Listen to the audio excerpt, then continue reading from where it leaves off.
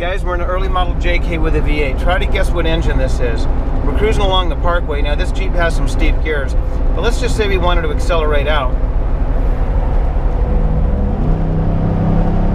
You'll notice that this transmission downshifted immediately. So that probably means it's not an LT, because the LTs don't traditionally downshift. They just phase the cam and take off. Secondly, you saw it revved up pretty high, so it's probably not a 6.2 and maybe not a 6.0. It is a LS 5.3. Now this is an excellent engine. This engine works a little bit differently.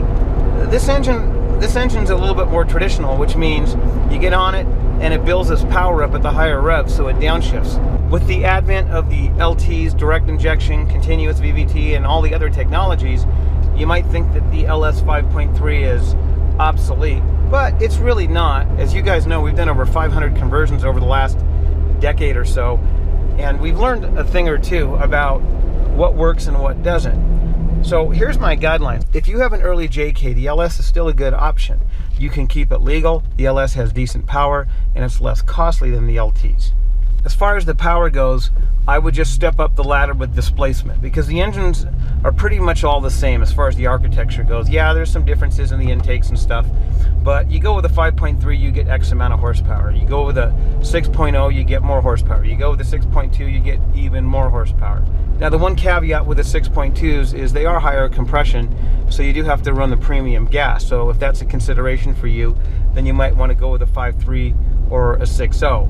When it comes to the 6.0, it is a heavy-duty truck motor, so make sure you check your emissions compliance.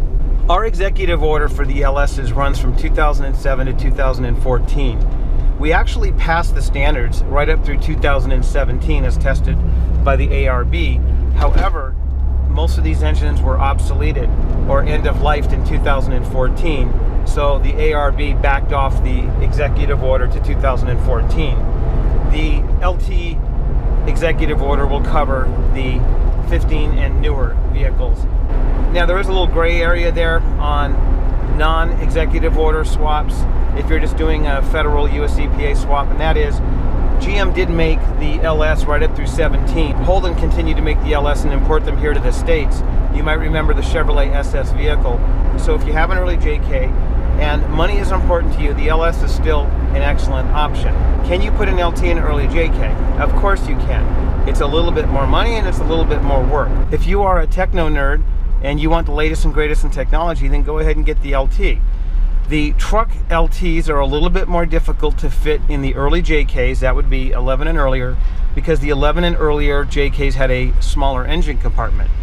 In 12, to accommodate the dual overhead cam Pentastar engine, Chrysler opened up the firewall, turned the battery sideways, etc.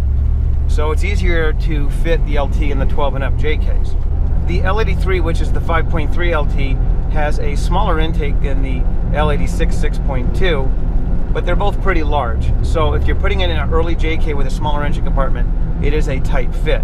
You do have options though. There's a lot of aftermarket intakes available, or the LT1 intake is available, and it will go right on a 5.3 or an L86. The LT1 intakes don't cost that much from GM. Now it's pretty much a no-brainer that if you have a late model JK like a 16, 17, 18, or a JL or a JT, and you want to stay compliant, you're not going to want to go with an LS. Pretty much all emissions regulations, whether it's US EPA, ARB, and in other countries, revolve around the fact that you must run an engine that is the same year or newer than the chassis. Now there are a couple of loopholes there with engine families, but we're not going to talk about that. So if you have an 18 JK or a 19 JL, it would be foolish to put in an LS3 or an LC9. What you're doing is illegal, not compliant, and if you ever intend to sell your JK, or you do sell your JK to somebody that's in a non-emissions area and they don't register it, you might be fine. But if that individual sells it to somebody in an emissions area and it gets checked, that tampering is going to come back on you. And not only that, common sense just says, why are you going to put a decade-old engine in a modern vehicle that has a higher emission standard? So of course, in that event, you want to go with the LT. Now the LTs are awesome engines. The LTs are high compression, all aluminum construction, continuous variable valve timing, direct injection, active fuel management, or the new dynamic fuel management. Some of the new LTs have stop start. And I'll say right now, we are not supporting the L84 and the L87 yet.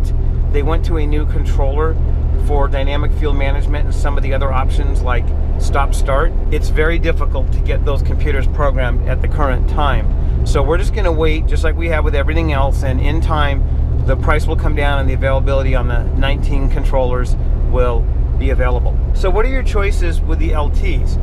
I think it really comes down to three choices. You can get the 5.3 L83, that's a great base motor. You can get it with the 6-speed, 8-speed, or now the 10-speed.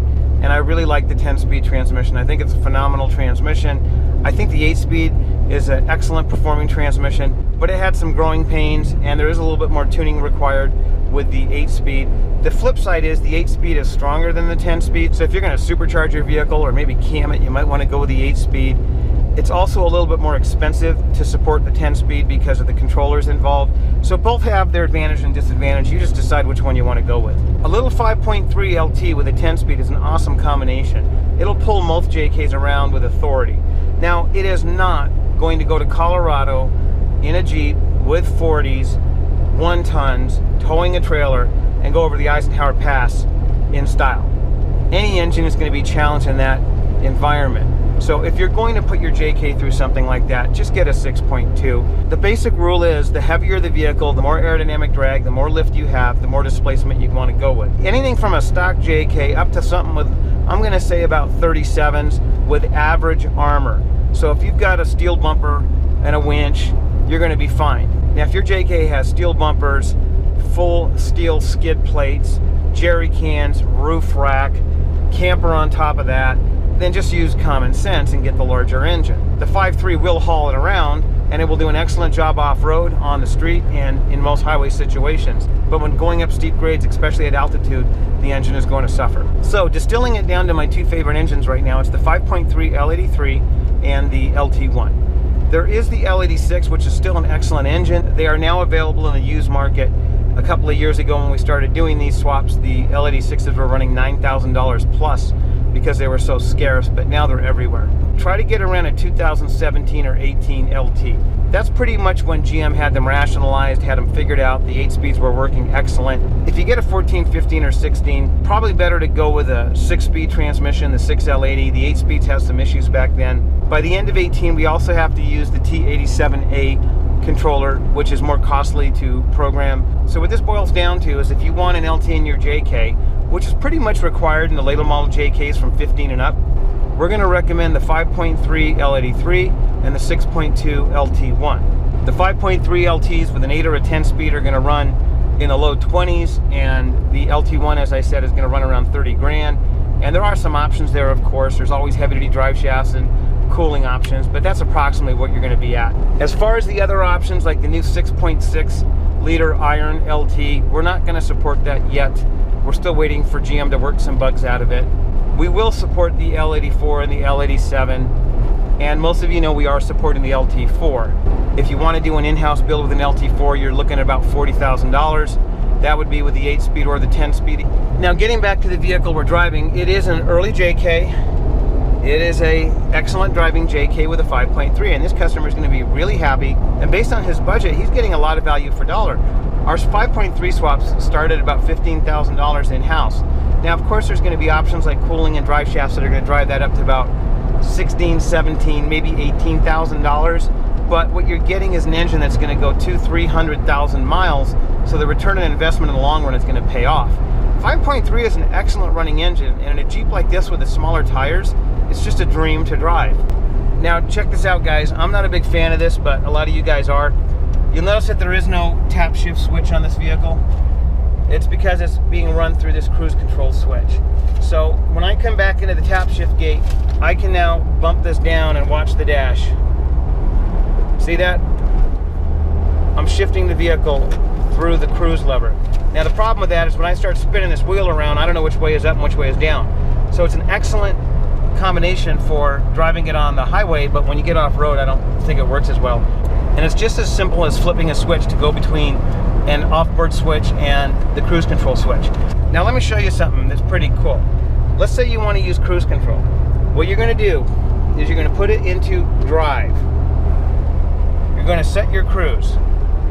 So let's turn it on. Set cruise. So our cruise is now set. Now I can bring it back into the tap shift gate.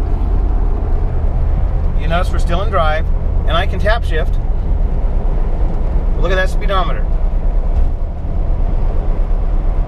It's like the needle's painted on. So I'm tap shifting with the cruise switch while in the tap shift gate. Now if I want to turn the cruise off, I can just by hitting cancel or hitting the brake. Or I can go back here into drive. Now I can bring the speed down, turn it off. I can do whatever I want in drive and the cruise control will react. While you're in the tap shift gate, it will tap shift up and down. You can turn the cruise on and off, or you can cancel it while in the tap shift gate. So you don't lose really any functionality by using your cruise switch in the tap shift mode. And yes, we also support the 11 and up steering wheel with the cruise control switch buttons that are on the steering wheel pad. We're going to hit the mountain with this early model JK in a 5.3, and we will be back with a lot of test drives.